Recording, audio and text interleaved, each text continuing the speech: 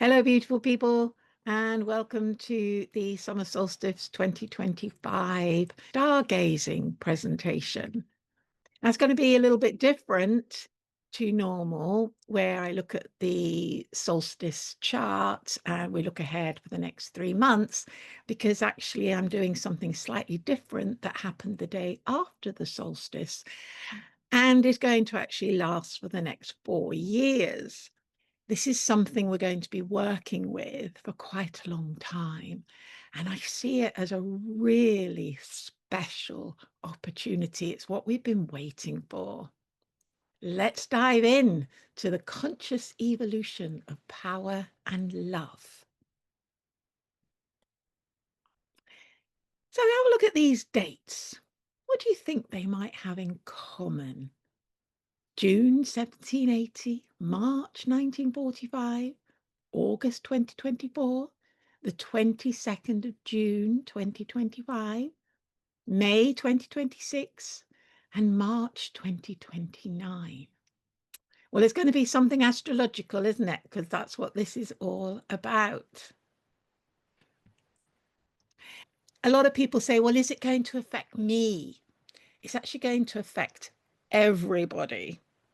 But if you were born between the 18th and the 27th of any month, then you will have been particularly affected from 2024 to 2026. If you were born between the 27th to the 3rd of the following month, then you're going to be particularly affected between 2026 and 2029. And the nearer you go to the 3rd, then the nearer to 2029 that this is going to very directly impact you. But as you'll see in a minute, everybody is going to be impacted. So a little bit about me. My name is Dr. Deborah Moore. The doctor comes from having a PhD in biochemistry, so I have a very science background, and I moved into astrology. Well, I started studying it about 38 years ago, and I've been a practicing astrologer for 35 years, and I have a diploma in astrological psychological counselling from the API school, which is based in Switzerland and more commonly known as the Huber School, after the founders, Bruno and Louisa Huber. Personally, I have founded SoulStar Astrology, which is my personal readings, individual readings, and family readings. And also, I have a course, the Star Wisdom course, which is basically just 10 lessons giving you everything that you need to know that I use personally when I read a chart. North Star consultations, which is for businesses and entrepreneurs who are wanting to make a change in some way or start a new project, and they need some guidance as to what they really need to keep their eye on. And then also, I do these stargazing presentations on the 8 fire festivals, which is about every 6 weeks, and those are in YouTube. So a little bit of astrology background first for those of you who are very new to astrology. So this is what is called a birth chart or a natal chart or horoscope. I call them a star map, because basically that's what they are. They're a map of the sky at any moment in time. Now, this is a Huber style chart, which is a little bit different to the type that other astrologers use, but they all have the same information in them. So I'm going to go through it layer by layer, so you have a little grasp of what it is that we're actually looking at. So let's start with the wheel of the zodiac. So these are the constellations that surround our solar system. There are 12 constellations of fixed stars, and they form a little grouping, which in the old days, they could see pictures in these groupings. And they're still sort of visible now, but the stars have all moved ever so slightly, over the last 500,000 years or whatever. But you can imagine, in ancient times when people would just be lying by the fire and they'd be looking up at the sky and they'd see these patterns in the stars. And they would particularly notice that some of them seemed to move. So that's how you get the name word planets, which means the wanderers. But first, back to the wheel of the zodiac. So there are 12 signs and they are divided between 4 elements. And I'm sure you're all familiar with the elements: fire, water, air, and earth. So earth is everything to do is material, practical. Our bodies are material world. So the energy is quite slow. Air, obviously, is much faster, and that relates to our mental level because our thoughts are very fast. And then we have water, which relates to our emotional level, not quite as fast as our mental level. And then we have fire that relates to our creative and spiritual levels. So if we actually look at the signs, in case you don't know what element your particular sun sign is in, we have Earth, we have Taurus, Virgo, and Capricorn. And then we have air, we have Gemini, Libra, and Aquarius. And then water, we have Pisces, Cancer, and Scorpio. And then fire, we have Aries, Leo, and Sagittarius. So now you know what element you are. Then the next layer in are the planets. So these little symbols represent the planets. Now, the planets all move at very different speeds.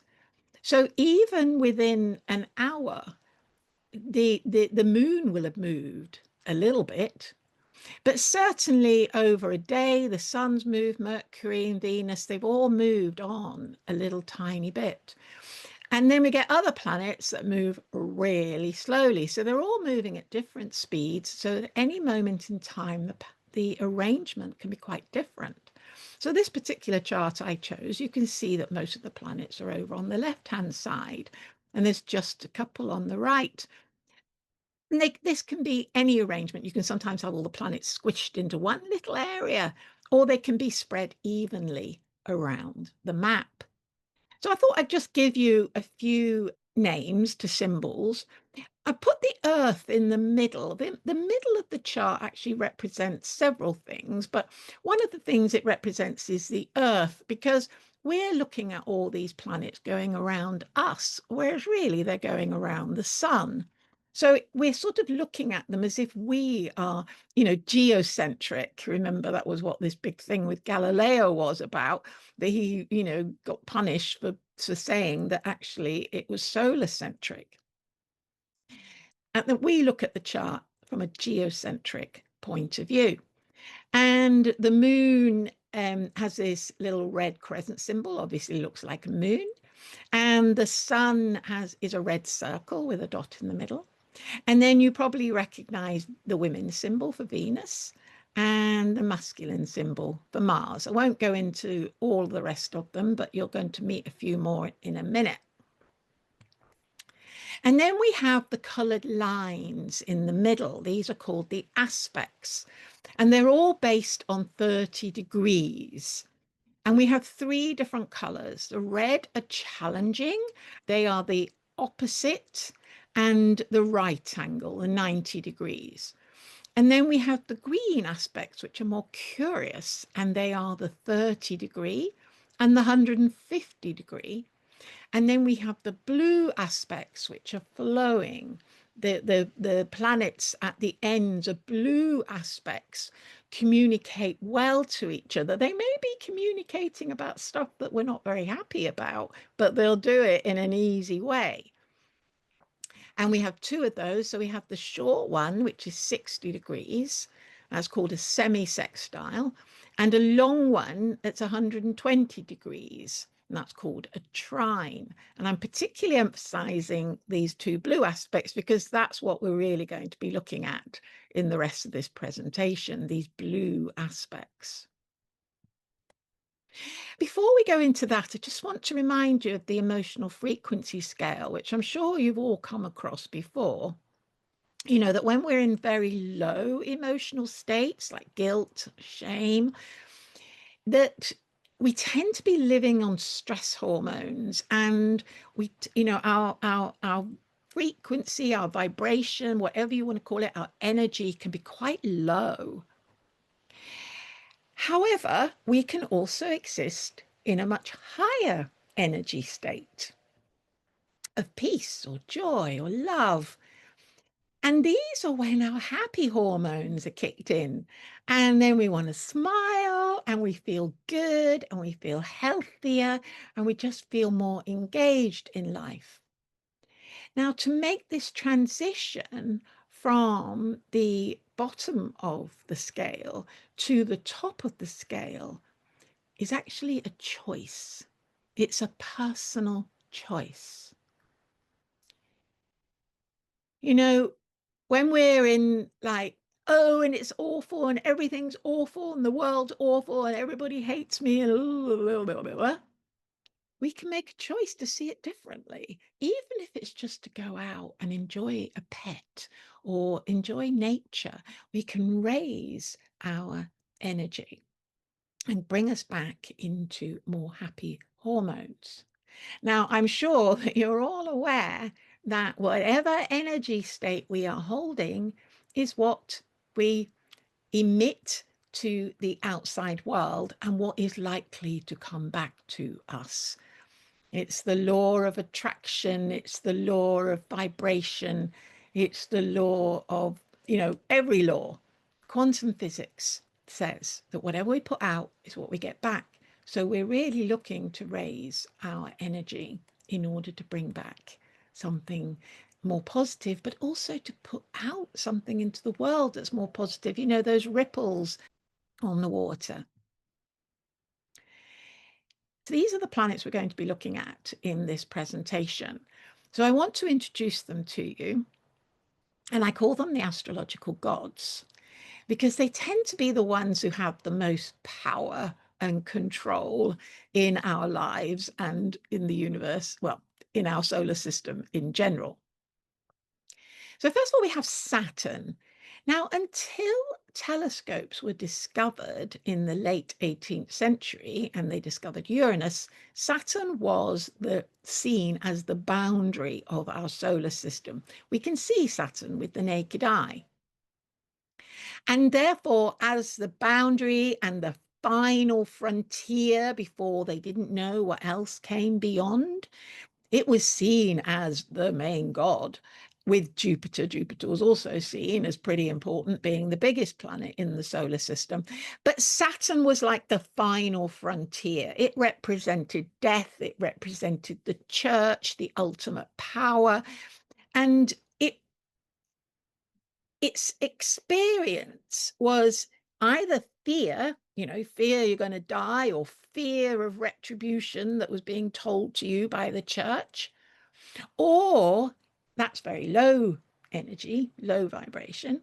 Or if you take it to very high vibration, it is the authority, it's the inner master that is able to take control of our emotional state. It's the one that says, you're okay, you're fine, you don't need to worry about this, everything's in control. Saturn tends to be that little voice on our shoulder that goes, you can't do this, and da. It's our default fear level that kicks in when we're not sure about something. And Saturn takes about 30 years to go all the way through the zodiac around the solar system, around the sun. And then we have the three outer planets. These are also called the transpersonal planets or the spiritual planets. And as I said, they weren't discovered until we had telescopes, and I've given you the years down the side there. So this one is Uranus, and its essence is about change. Now, at very low vibration, we can experience that as chaos, which can be very, very scary. However, We can also allow chaos because we know that something new will come out of it, that we could be inspired to something new, a new idea that we hadn't actually thought of before. Then Neptune, this one here, takes about 180 years to go all the way around the zodiac. And its essence is unity. It rules the ocean. One drop becomes the whole ocean. Now, it has no boundaries, Neptune. And when we are in with other people, for example, and we have no boundaries, we can pick up on what they're thinking. We feel that they know what we're thinking, and it all becomes very confused. We can feel very lost and become quite paranoid. But equally, if we can rise to a higher vibration, we can appreciate the oneness, the one energy that connects us all together.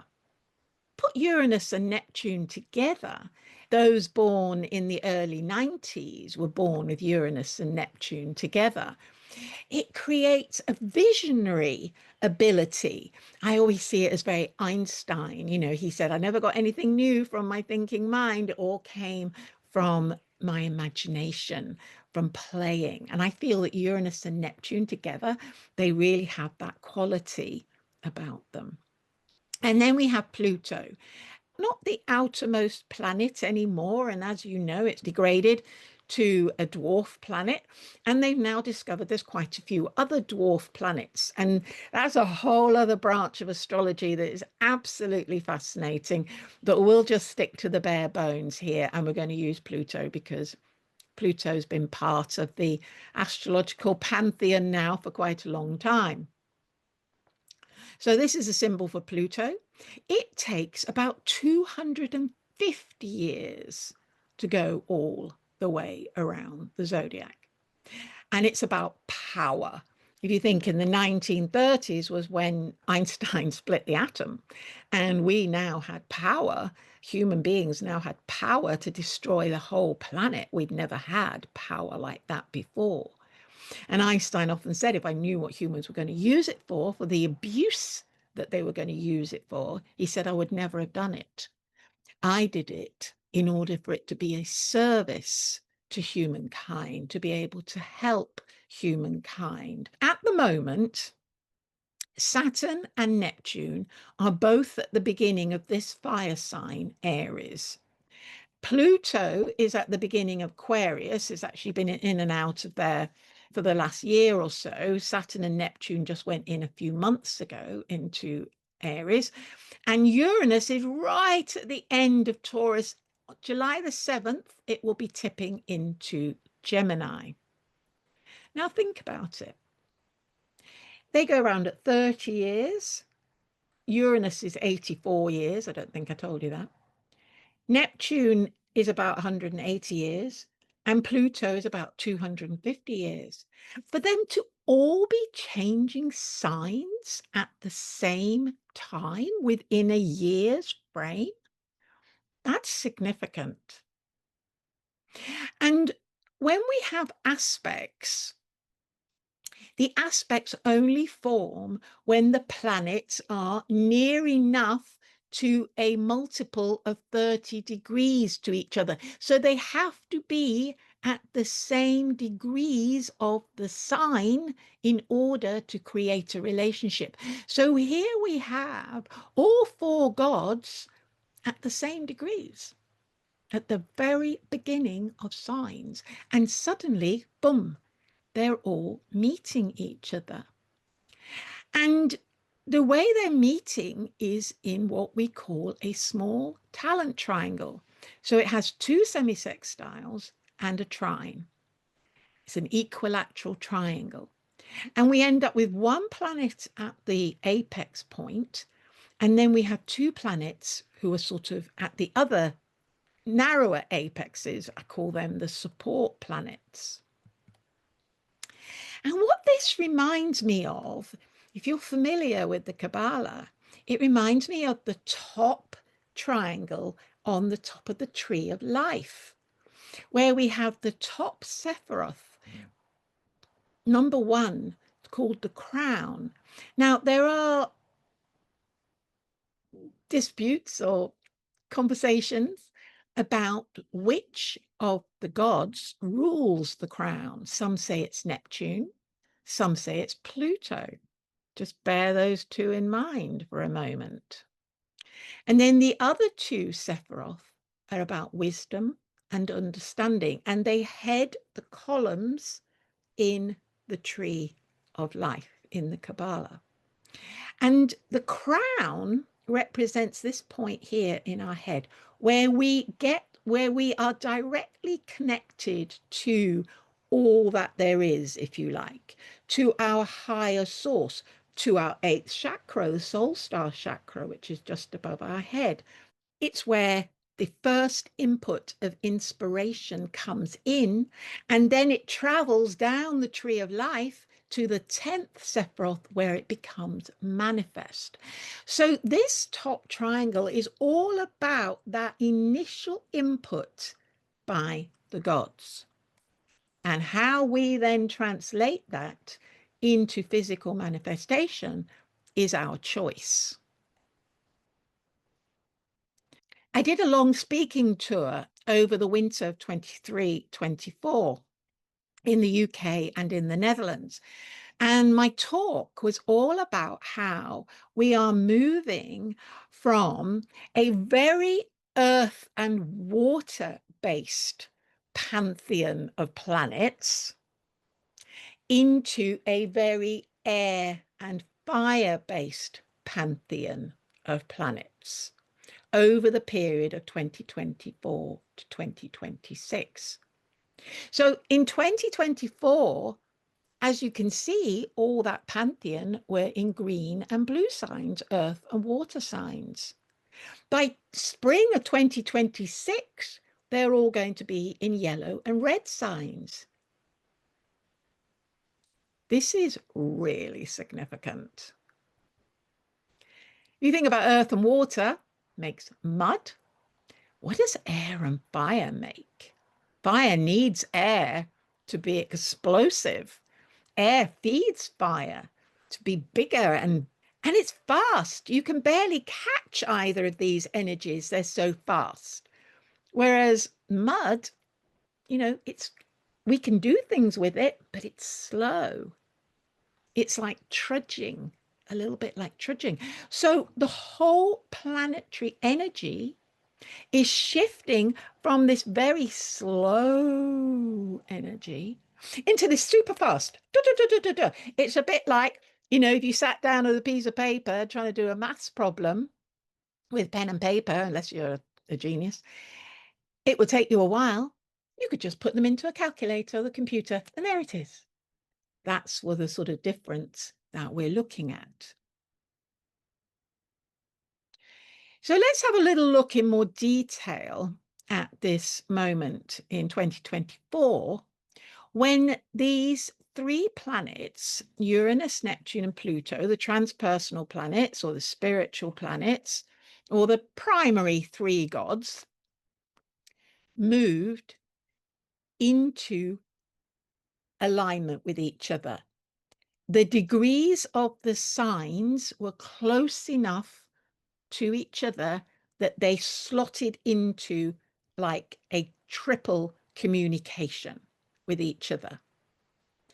I sort of like to think of this as like three gods up in heaven, and they're like, "Oh, hiya, mate, I haven't seen you for a while. Yeah, how you doing? Oh, this is awesome, isn't it? All three being together. Let's have a drink. What shall we chat about? Oh, the situation on Earth. Let's talk about that. How can we help people? How can we help this whole planet to transition?" That's how I imagine them talking to each other. And this arrangement carried on until mid-November 2024. And these are the degrees that were involved. If you're an astrologer and you understand that, but otherwise don't worry about it. And during that time, Pluto, which had already been in Aquarius for a little while, moved back into Capricorn. The planets from where we're looking on Earth look like sometimes they go backwards or retrograde. You've probably heard of Mercury retrograde. They don't really go backwards. It's just as they're going around the sun. It's just that from where we're looking at on Earth, they seem to go one way and then they go the other way. And here we have them all at the very moment that this triangle kicked in. This is the map of the heavens for the minute that that triangle kicked in. And you can see the details higher up in this chart if you want to look at that. So that got me looking, because I discovered that we were going to move into this triangle sort of earlier in the summer. And I was like, ooh, this is interesting. Nobody had been talking about it. And I thought, ooh, what's this all about then? This looks significant. And then I discovered that it was actually going to kick in again this June 2025. In fact, June the 22nd. And that it was going to carry on until the end of the year. And during that time, Uranus would change from Taurus to Gemini. I'm sorry, I've written that down the wrong, I put the arrow the wrong way. It should be going Taurus to Gemini. So this water and earth-based triangle was now going to be fire and air from July the 7th. And then I looked ahead and I thought, well, how long is this going on for? And I could see that actually it wasn't going to end until 2029. That when it kicked out in December 2025, it would kick back in again in June 2026 and then be in and out until 2029. I was like, whoa, this is something. This is 4 years, 5 years of being under the influence of this spiritual triangle, what I have since called the SoulStar Portal.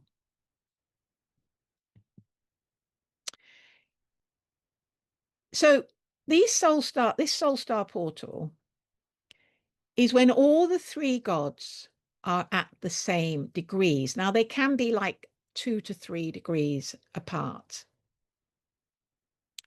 And I thought, I wonder when this last happened, when they were all at the same degrees. And so I flicked through my ephemeris and I discovered it happens roughly every 15 years, but not in that little blue triangle. And the most significant one I found, which we're all, we all experience, we all could feel it. If you were around at that time, look back in your history books if you weren't, was this one, where Uranus and Pluto were on top of each other in the second half of the 60s in Virgo. If you were born in the second half of the 60s, you've got a mission on this planet.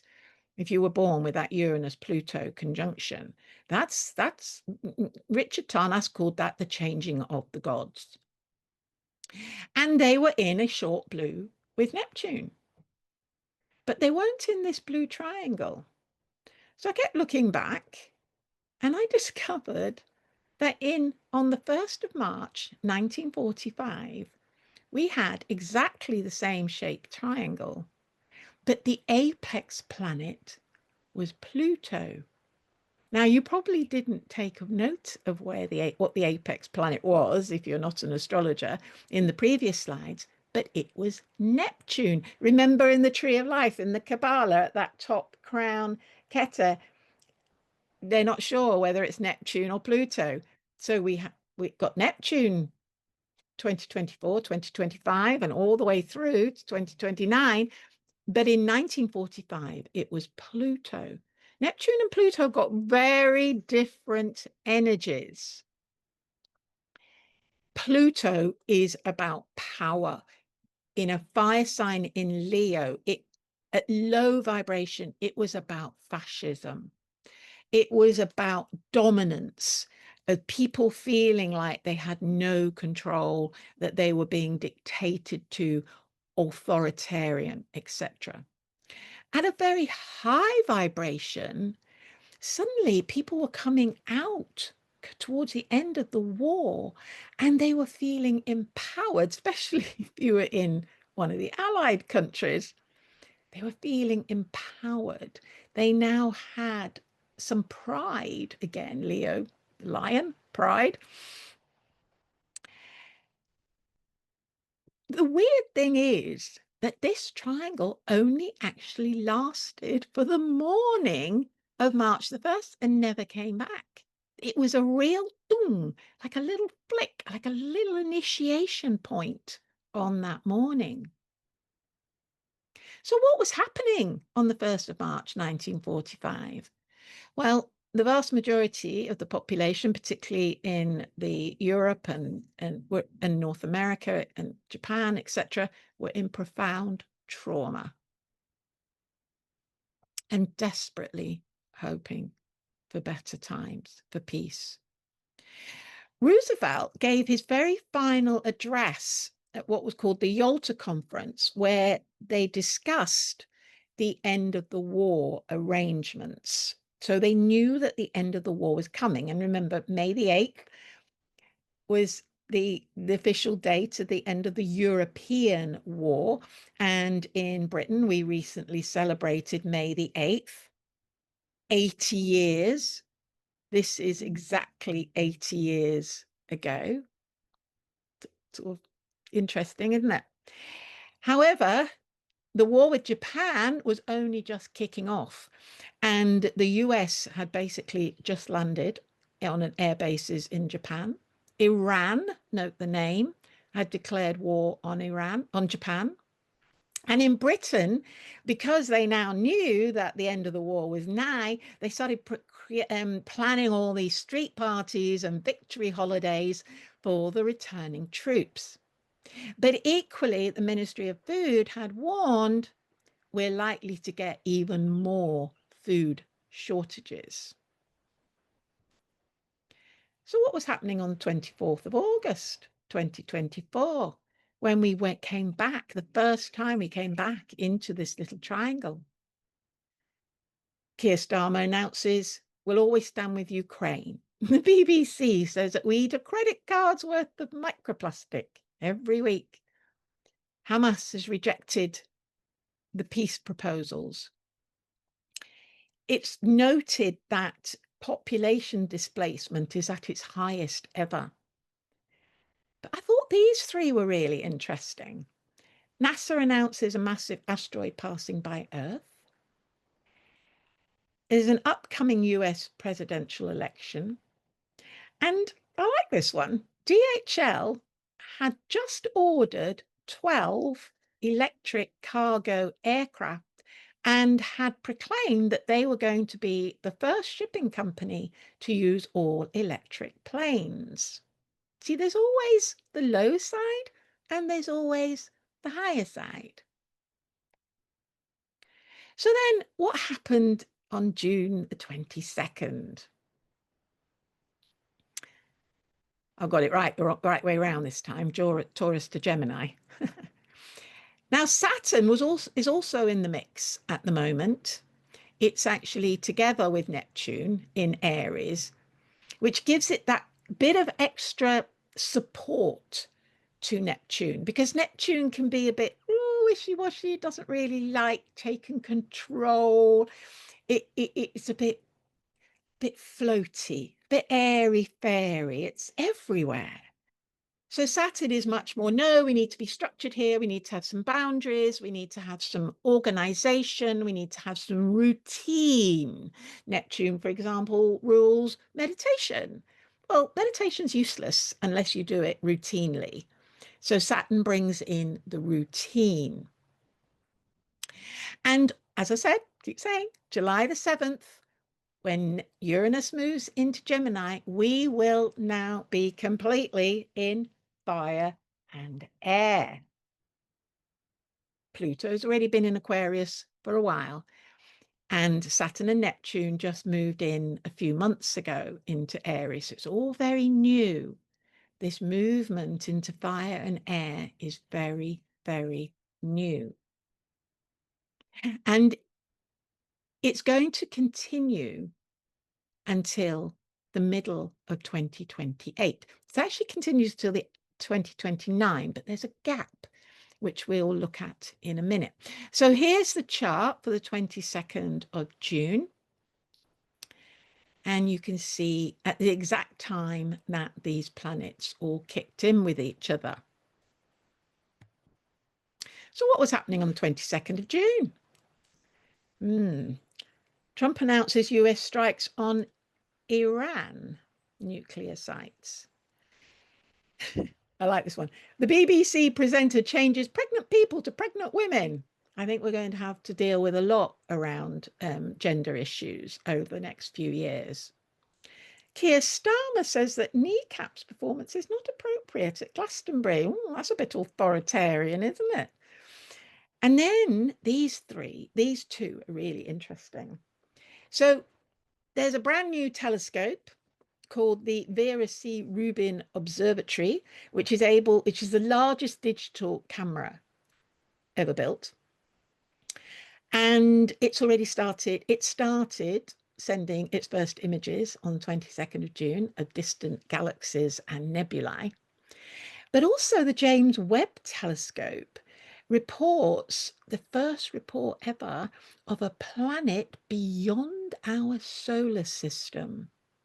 And it emits both radio waves and X-rays. The planets in our solar system, a few of them emit some waves, but not both. So this is something completely new. And of course, ever since Pluto went into Aquarius, we've been really interested in, galactic communication, possibility of aliens. We've had the release of alien files by the US.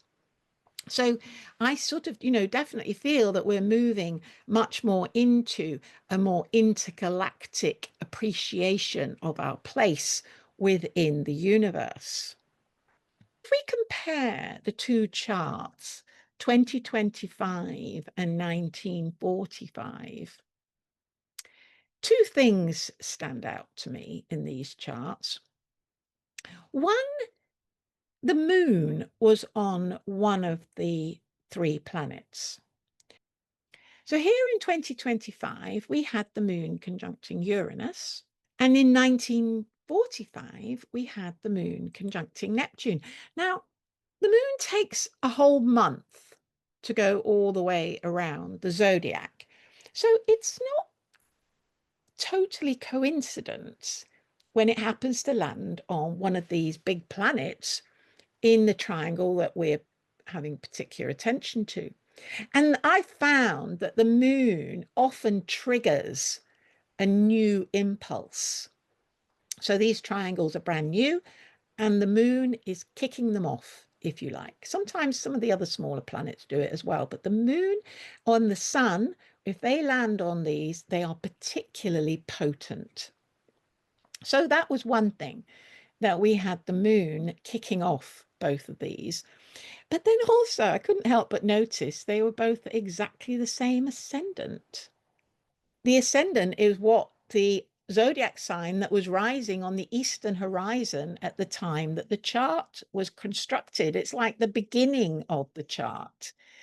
And I thought, well, that's interesting. They're exactly the same degrees. And Sagittarius, this is the sign of Sagittarius, is very much about freedom. And personally, I feel that that is one of the underlying messages that has been with us for quite a long time now, but particularly since Pluto went into Aquarius, whose key word is also freedom, that we've been looking, how can we be freer? How can I be freer? How can I let go of a lot of the fears that are holding me back and be freer? That's definitely been my mission for the last few years. And it's what I've been talking about in my daily astrology tips. I'm going to give you a QR code at the end where you can sign up to the WhatsApp group and get these daily astrology tips. But it's definitely what I've been working with now for quite a few years. So I thought, well, this is interesting.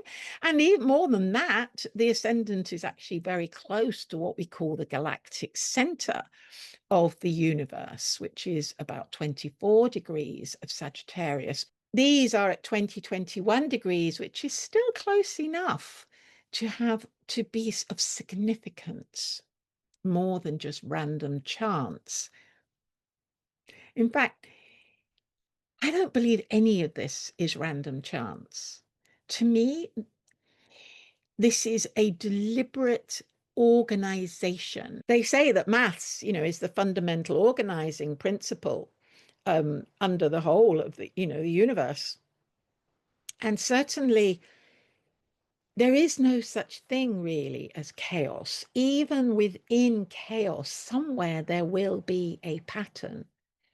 And I believe that as this astronomical clock of the planets, as it turns, and then suddenly these planets come into alignment and they kick off a new evolution of consciousness.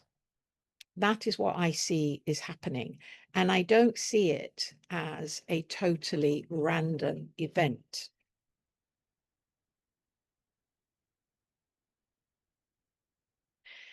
So then I put those two charts together and I put the triangles together and I thought, well, this is interesting. They're both Uranus in Gemini and they're also at the same degrees. So what would happen if I put them together on one chart? Very interesting. Now we have the basis of a hexagram. But something's missing from this point, beginning of Sagittarius. I thought to myself, this could take me a long time to find another blue triangle with those three planets, Uranus, Neptune, and Pluto. I wonder when it might have happened. And I thought, well, the one thing that we're going through at the moment, or let's say the US is going through, is its Pluto return. The US had its Declaration of Independence 250 years ago. I thought, let's have a look and see what happened then. And I found that on the 13th of June, 1780, this triangle appears again. But rather than it be all of the three gods, Uranus, Neptune, and Pluto, it was using Saturn at the point. Now, in those days, they didn't even know that Uranus and Neptune and Pluto existed. They only could see Saturn. But the other interesting thing, it's in fire and air, and it's all at the similar degrees. So what was happening on the 13th of June, 1780?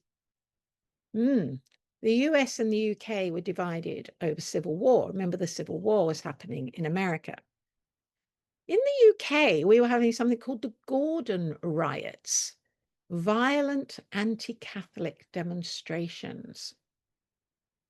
Everybody was frightened about Catholics at that time because France was Catholic and we thought we were going into a war with France and they didn't want, that influence coming to Britain after having spent, nearly 200 years creating Britain as a Protestant country.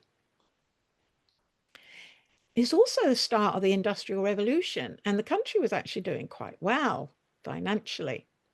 Not so in the US. The US was dealing with something that they called the Dark Day. On the 19th of May, 1780, the whole of the northeastern US continent went dark, like midnight, for a whole day. And, these were very, very religious people. And they all thought this was the end of time. This was Judgment Day.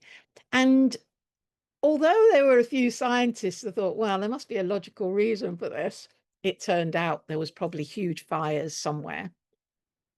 But it totally discombobulated the vast majority of the population in the US who are currently living in the Northeast. And it really set a wobble amongst the people. Not related to that, but because of the war, the Civil War, there was also an economic depression, which historians have likened to similar to the 1930s since. So the two countries were very divided at that time and in very quite different economic states. So let's look a bit more at this hexagram that is now created.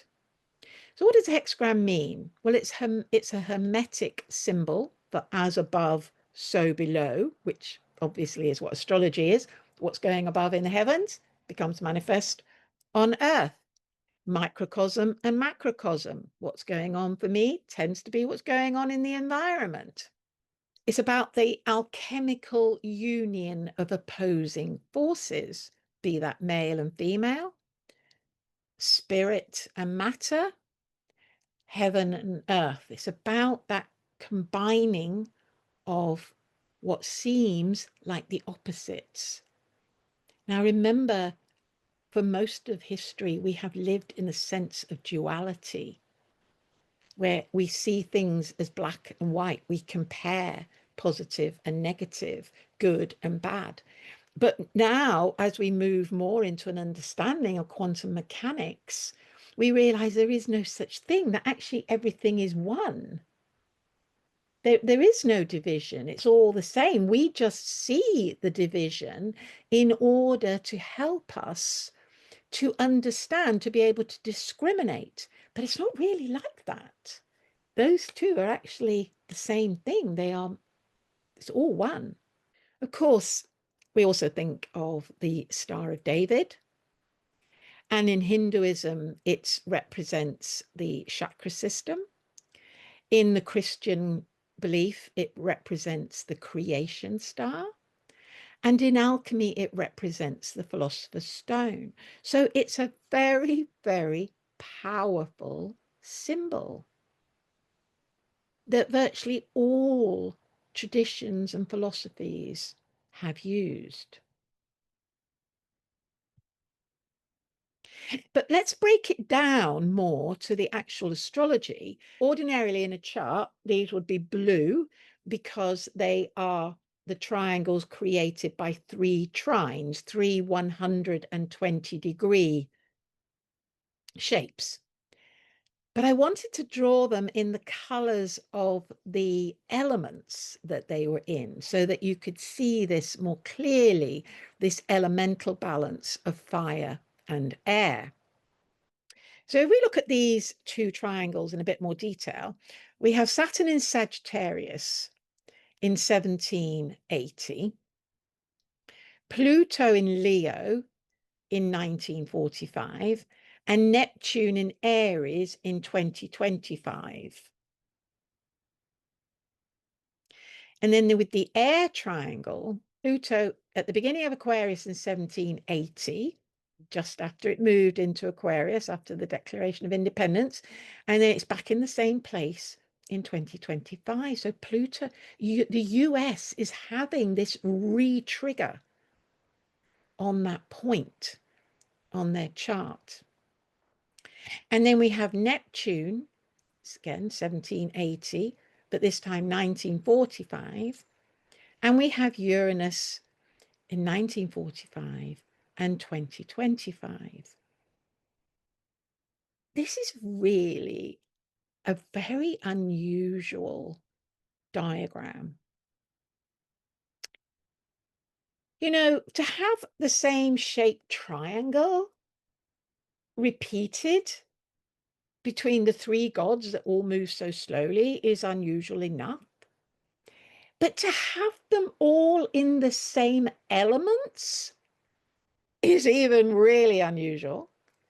But then to have them all at the same degrees so that they actually form a coherent and regular pattern, it's like, this is like beyond coincidence. This is it feels to me like a very almost engineered by the solar system event. And you've probably all heard that we are in a very significant transition at the moment. You know, in some religions, it's called the Kali Yuga, this portal that apparently opened on 2012, which was when Neptune went into Pisces, and lasts until, they say 2027, but I would like to suggest 2029. And there are these years are said to be missing in certain calendars. It was like they just didn't exist. Some people say that we are going through an evolution of consciousness from Homo sapiens to, some people call it Homo luminous and others call it Homo divinicus.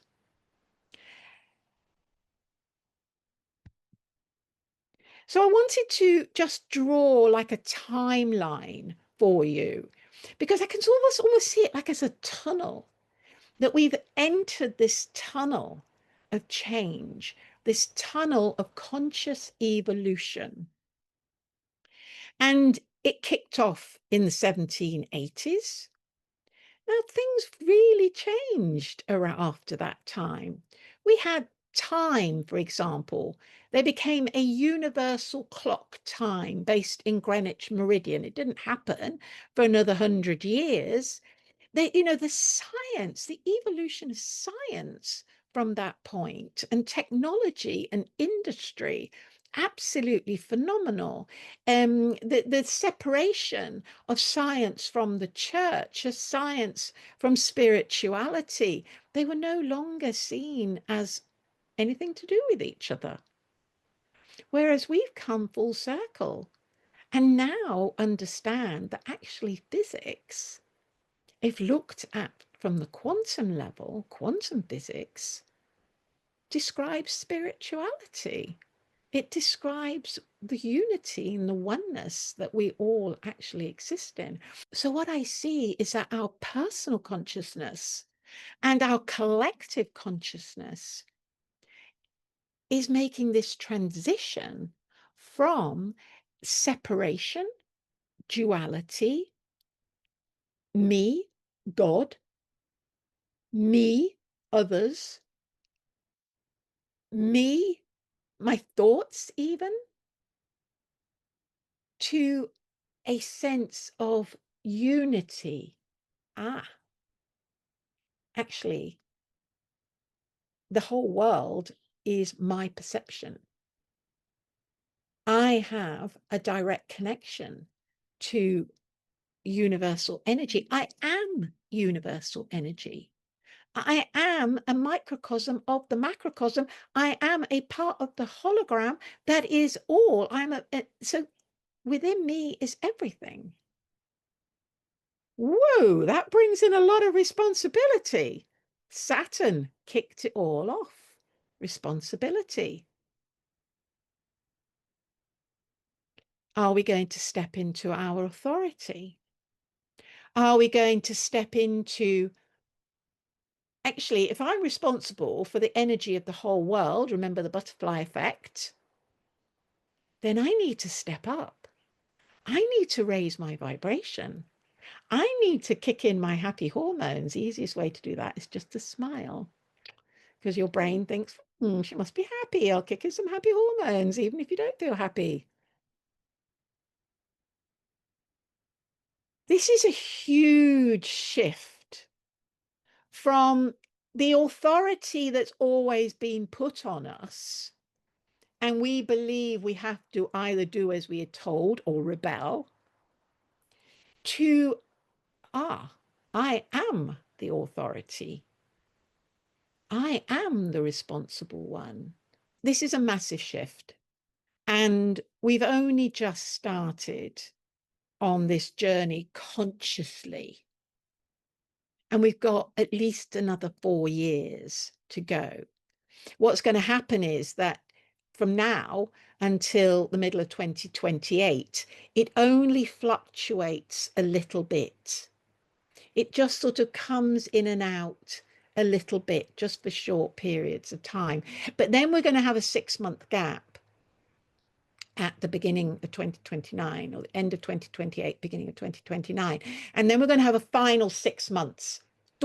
It's like nailing it in, if you like, really setting it into our awareness. So we've got 4 years to make this transition through what I'm calling the SoulStar Portal, or the tunnel of love, if you like. And one thing that I didn't really highlight was, remember I said in 1945 it was about Pluto that was at the apex, about authoritarianism, fascism, da da da da. Now we have Neptune at the apex. And Neptune is the god of love. Neptune is about oneness and unity and unconditional love. It's about acknowledging that we're all in this together. That when we care for one thing, we care for everything. When we care for ourselves, we care for everything. When we love ourselves, we can't help but love everything.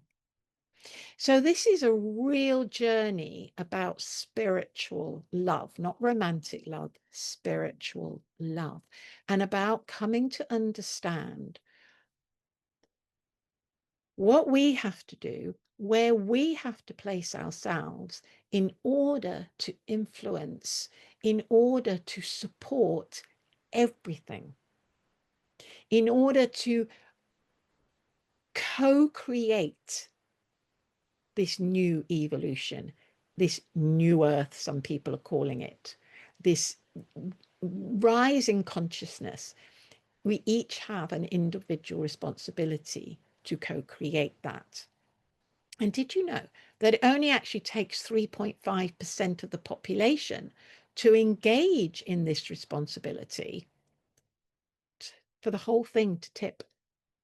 There will always be people who don't see it, who don't understand it, who are still stuck in the old paradigm of separation. There will always be people like that because consciousness has to know itself in entirety. But it only takes 3.5% to understand that it's not like that, that actually what I think and feel and do influences everything because I am everything. Some people would even say I am God.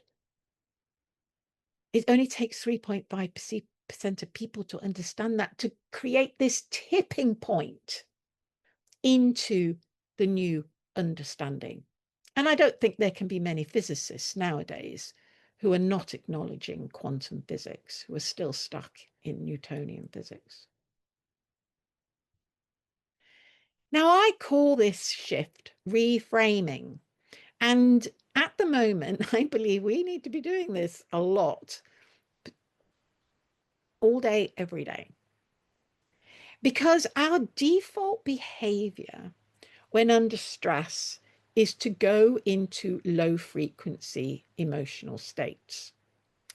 Usually anger, fear, reactive. They all come from our early conditioning. They looked after us at that time. They kept us safe, but they're not doing us any good now. And they also kick in a lot of stress hormones, which causes chronic conditions. You'll recognize when you're doing this, when you're very focused on yourself and you're blaming other people for making you feel bad or other situations for making you feel bad. Well, she said that, so I feel like this now. I could feel quite right to feel like that after what she said to me. Oh, they took my money away. Of course, I'm going to feel bad. It was their fault. They took it away from me. As soon as you start hearing that dialogue going on inside yourself, then you know that you have become a victim. You know, you've given your power away to something else or to someone else. You're making it their fault that you feel like this. You've handed over your power. Pluto. So, how do we reframe it? Oh, that was a bit much, what she just said to me. Oh, and okay, let's have a look. Where's that coming from? She doesn't look great. She doesn't look well. I know she's got this problem and that problem and this problem and that problem. I bet you that was just a response to her own internal state and had nothing to do with me. It just came out like that because that's how she's feeling. It wasn't directed at me.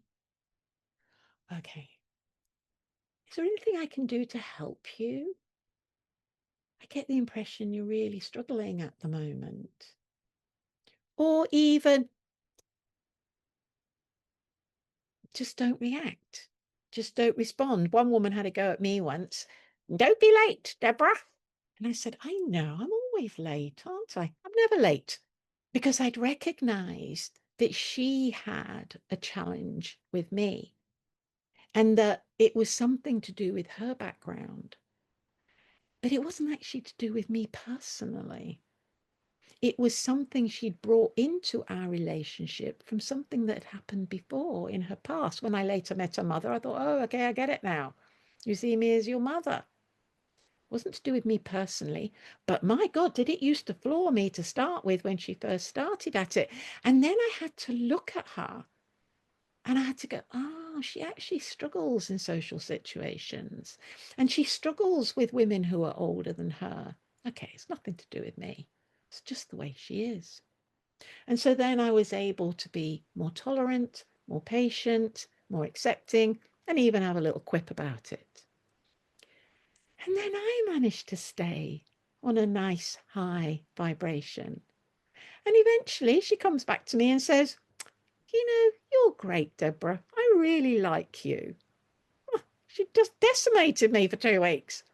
So when we step into that higher perspective and we see how it is for someone else, then we come into true power, because then we are able to raise our vibration, soothe our stress levels, and that ripples out, and the other person perceives it too. And it usually soothes their stress levels and makes them more open to proper communication, to a more loving communication. So I call this reframing. And I believe that by all of us doing it, not only do you feel a lot happier in yourself, but that's how we're going to change the world. That's how we're going to change the world.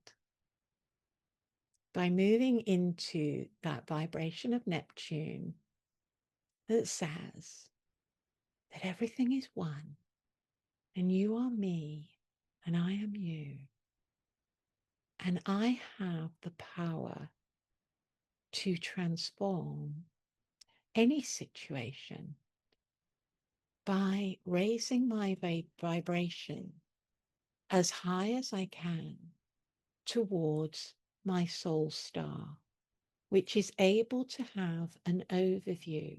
It does not see in separation.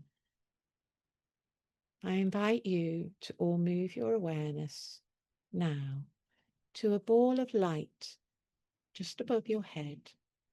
Doesn't matter where above your head, just somewhere.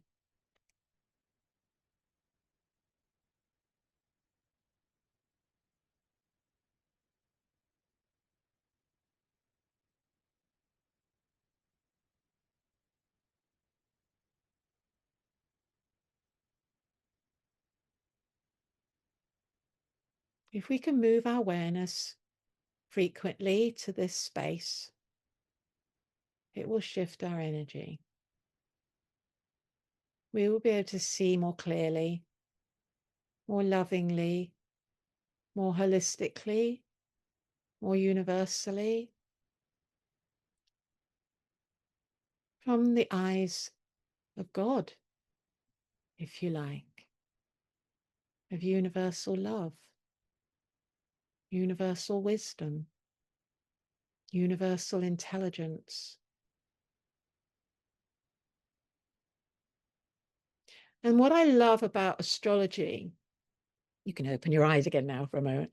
What I love about astrology is that it's always teaching us the next step in preparation for what is to come. This SoulStar Portal is preparing us for what is to come. And it is teaching us, it is showing us the top triangle of the key of life. Is showing how the three gods are talking to each other, and they are being inspired by Neptune, oneness, universal love, quantum physics. The all is one. How beautiful is that?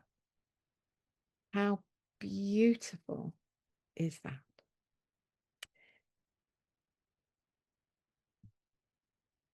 Thank you so much for watching. Love you all. And as promised, if you've not come across me before or you've not joined my WhatsApp group, here's the invitation to the Starlight Lounge WhatsApp group where I post the astrology for today, the day, every day.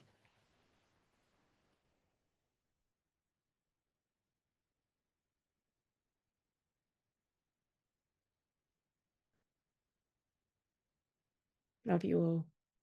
See you in the next presentation.